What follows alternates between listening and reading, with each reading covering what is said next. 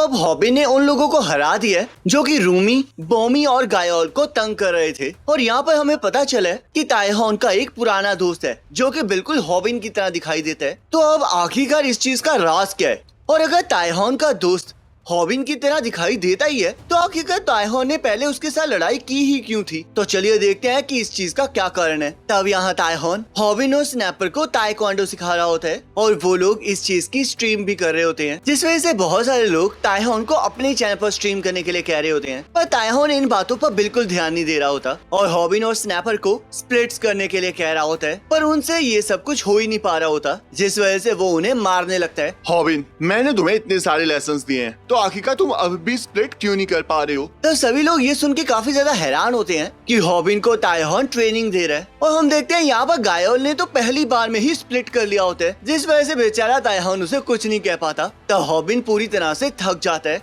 और ताइहॉन को बोलने लगता है कि अब उसकी बारी है, जिस वजह से किसी को भी कुछ समझ नहीं आ रहा होता। और तब हमें पता चलता है कि हॉबिन ताइहॉन को यूट्यूब चैनल चलाना सिखा रहा होता है और उसे डंडे से मार रहा होता है। ताइहॉन, मैंने तुम्हें इतने सारे लेसन दिए हैं, तो आखिरकार तुम्हें अभी भी कुछ भी समझ क्यों नहीं आ रहा है? ऐसा नहीं चलेगा, ऐसे तो मुझे तुम्हें पनिश करना पड़ेगा। तुम्हें पता है ना कि मैं तुम्हें इसलिए मार रहा हूँ क्योंकि ये तुम्हारी भलाई के लिए है, तो आखिरकार तुम मुझे ऐसे क्यों देख रहे हो? मेरा चैनल 5 लाख सब्सक्राइबर्स तक पहुँच चुका है, तो तुम्हें तो अपने आप को लकी समझना चाहिए कि मैं तुम्हें सिखा रहा हूँ। तो सभी लोग हॉबिन को ताइहॉन की एक्टिंग करने से मना करने लगते हैं और हम देखते हैं वो तीनों ताइहॉन को घेर लेते हैं और अपनी ट्रेनिंग की भड़ास निकालने लगते हैं, जिस वजह से सब्सक्राइबर्स भी उन्हें गालियाँ देने लगते हैं। तब स्नैपर ताइहॉन के फोन से स्ट्रीम करने लगता है और वो देखता है कि ताइहॉन के तो बिना वीडियो डाले ही 1 लाख सब्सक्राइबर्स हो चुके हैं, जिसे सुनकर तो हॉबिन भी हैरान हो जाता है क्योंकि उस बेचारे के तो पागो के साथ लड़ने के बाद भी सिर्फ 50,000 सब्सक्राइबर्स ही थे। लगता है मुझे हॉबिन को छोड़ देना चाहिए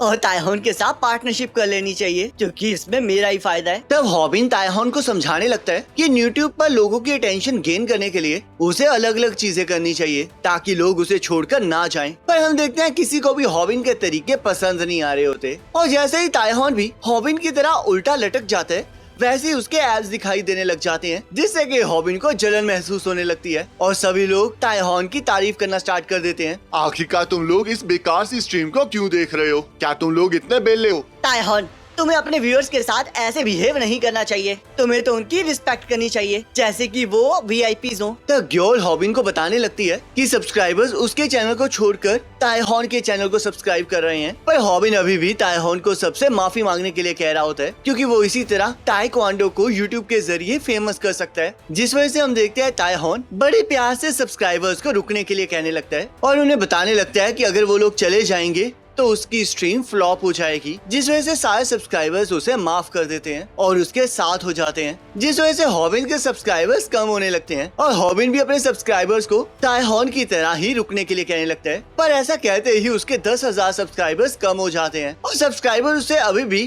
ताइहॉन की तरह एक्टिंग करने से मना करने लगते हैं। तब हमें पता चलता है कि 2 घंटे स्ट्रीम करने के बाद ताइहॉन के व्यूअर्स 80,000 तक पहुँच गए होते हैं और उसकी पहली स्ट्रीम काफी ज्यादा सक्सेसफुल हो जाती है, जिस वजह से हॉबिन जमीन को पीटना स्टार्ट कर देता है। तब ताइहॉन वहाँ से जाने लगता है और हॉबिन और उसके साथियों को जिम को क्लीन करने के लिए कहने लगता है और उनकी बात सुने बिना ही वहाँ से चला जाता है, जिस वजह से वो सभी लोग मेड की यूनिफॉर्म पहन के वहाँ की साफ सफाई करना स्टार्ट कर देते हैं। मुझे तो समझ नहीं आ रहा कि ऐसा बिहेव करने के बावजूद भी ताइहॉन स्ट्रीम पर इतना पॉपुलर क्यों है। मैं मानता हूँ कि ताइहॉन बहुत ज्यादा कूल है और वो हमेशा अपनी मर्जी से जीता है, पर फिर भी मेरे साथ ऐसा क्यों हो रहा है? काश मैं भी उसकी तरह जी पाता। लोगों को हमेशा वैसे ही जीना चाहिए जैसा वो चाहते हैं, क्योंकि किसी और के ऑर्डर पर जिंदगी बिताना बहुत ज्यादा बेकार बात है। तो इसलिए अगर कोई भी अपनी जिंदगी जी रहा है तो उसे इस बात का ध्यान रखना चाहिए कि वो किसी और का पपेट बन के ना जिए जैसे कि वो बेकार बंदा जी रहा है। तो यहाँ योनो पढ़ते हुए स्ट्रीम कर रहा होता है और जैसे उसके फादर वहाँ पर आते हैं वैसे वो स्ट्रीम को म्यूट कर देते हैं। आखिरकार तुम 18th क्वेश्चन पर अब तक क्यों बैठे हुए हो? क्या ये क्वेश्चन तुम्हारे लिए इतना ज्यादा मुश्किल है? मैंने तुम्हें कहा है ना योनो कि मैं तुम्हें यूट्यूब के जरिए देख रहा हूँ, तो इसलिए मुझसे कुछ नहीं छुप सकता। और हाँ,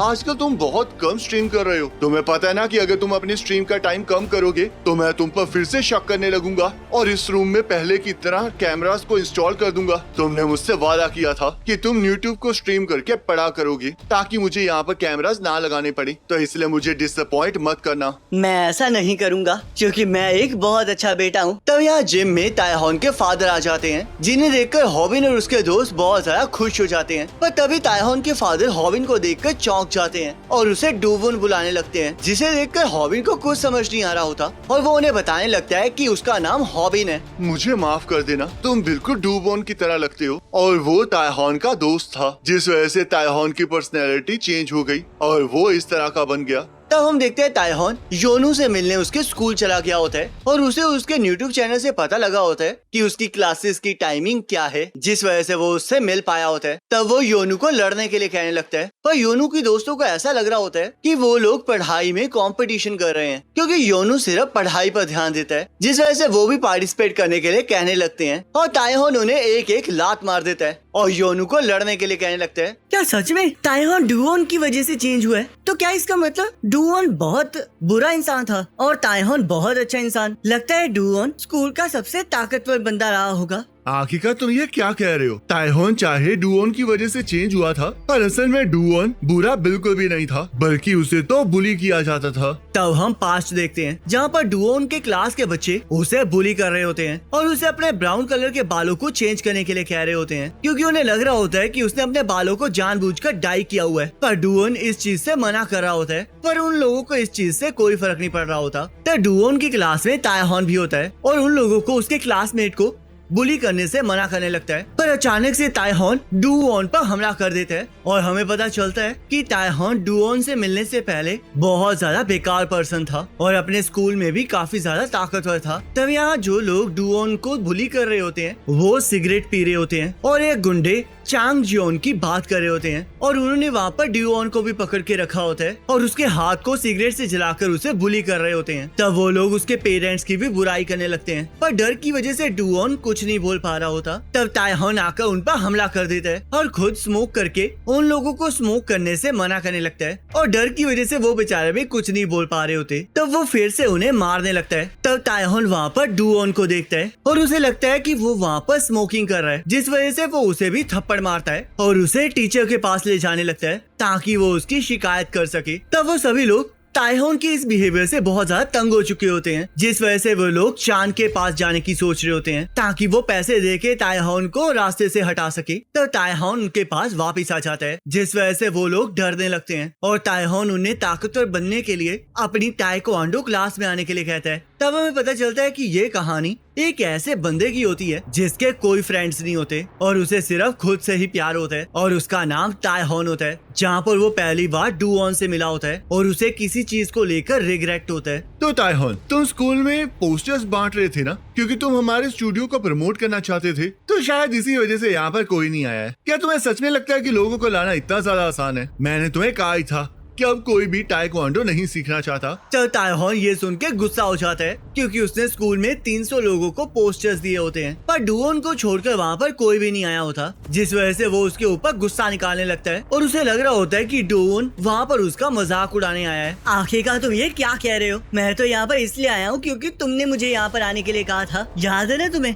कि तुमने मुझे पोस्टर दिखा के कहा था कि तुम चाहते हो कि मैं यहाँ पर आऊँ, तो इसलिए मुझे लगा कि तुम सच में ऐसा चाहते हो। तो उसे देखकर तायहॉन को समझ में आ जाता है कि वो एक ऐसा पर्सन है जो किसी को भी मना नहीं कर सकता और उसे देखकर तायहॉन को ऐसा लग रहा होता है जैसे कि वो बहुत ही ज्यादा बेकार है। तो तायहॉन के फादर उसके सिर पर लात मारते हैं और उसे डुओन को ऐसे परेशान करने से मना करने लगते हैं। मुझे इसके पेरेंट्स की तरफ से फोन आया था क्योंकि वो भी इसे कोई स्पोर्ट सिखाना चाहते थे और जैसे ही उन्होंने ताइक्वांडो का पोस्टर देखा तो उन्होंने इसे ताइक्वांडो सिखाने का डिसाइड कर लिया और हाँ, वो इसे क्लास के बाद लेने आ रहे हैं, तो इसके साथ अच्छे से बिहेव करो। तब तायहॉन को समझ नहीं आ रहा होता कि आखिरकार उसे ताइक्वांडो क्लासेस लेने के लिए अपने पेरेंट्स की इजाजत की क्यों जरूरत है, जिस वजह से डुओन उसे बताता है कि उसने ऐसा इसलिए किया है क्योंकि वो एक अच्छा बच्चा बनना चाहता है, जिससे कि तायहॉन को समझ में आ जाता है कि डुओन और उसकी जिंदगी में काफी ज्यादा डिफरेंस है, पर उसे लग रहा होता है कि डुओन के साथ कुछ गलत है। तब शाम को एक महंगी गाड़ी डुओन को लेने आ जाती है। लगता है ये तो सच में बहुत ज्यादा पैसे वाला है और ऊपर से तो इसके फादर के भी ब्राउन हेयर्स हैं, मुझे तो लगा था कि ये ब्राउन हेयर्स के बारे में झूठ कह रहा है, पर मुझे समझ नहीं आ रहा कि अगर ये इतना ही ज्यादा रिच है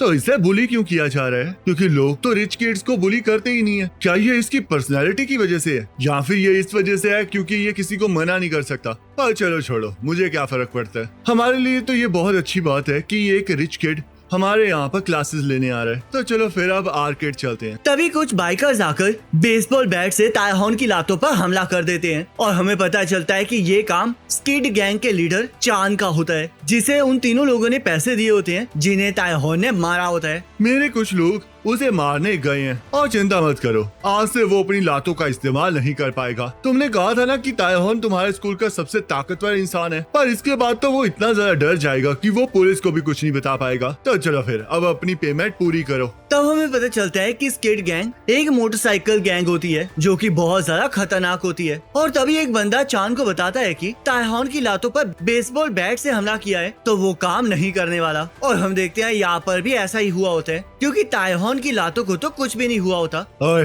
तुम लोगों को क्या सच में लगा कि तुम इतनी आसानी से मेरी लातों को तोड़ सकते हो? ये लातें आने वाले फ्यूचर में कंट्री को रिप्रेजेंट करने वाली हैं, और अब जब तुमने इस पर हमला कर ही दिया है तो तुम लोग एक देशद्रोही बन चुके हो। वैसे मैंने सुना तो था कि कोई गैंग पैसे लेकर लोगों को मार रही है, तो अब तुम्हें देखकर मुझे ये चीज कंफर्म हो गई है कि ये बात सच थी। तब वो लोग तायहॉन को कोई जवाब नहीं दे रहे होते, जिस वजह से तायहॉन उन लोगों को मारना स्टार्ट कर देता है और उनसे जवाब मांगने लगता है। पर हम देखते हैं तायहॉन उनकी इतनी बुरी हालत कर देता है कि वो लोग तो कुछ नहीं कह पाते। तुम लोगों को मुझे पहले बताना चाहिए था कि वो लड़ सकता है। लगता है अब मेरे लोगों को चोटें लग जाएंगी। तुम्हें पता है ना कि इस इंफॉर्मेशन के बाद रेट बढ़ चुका है। ऐसी बात है, मुझे इसके बारे में नहीं पता था। मैं तुम्हें कोई भी अमाउंट देने के लिए तैयार हूँ, तो प्लीज तायहॉन को हरा दो। पर क्या तुम लोगों ने सुना कि वो लड़ना जानता है? और मुझे लगता है कि ये जॉब तुम्हारे लिए बिल्कुल सही है। मैंने सही कहा ना किम? और गाइस, इसी के साथ ये पार्ट कंप्लीट हो जाता है। अब आपको ये वाला पार्ट कैसा लगा मुझे कमेंट करके जरूर बताना। बाकी नेक्स्ट पार्ट का लिंक आपके स्क्रीन पर आ रहा होगा,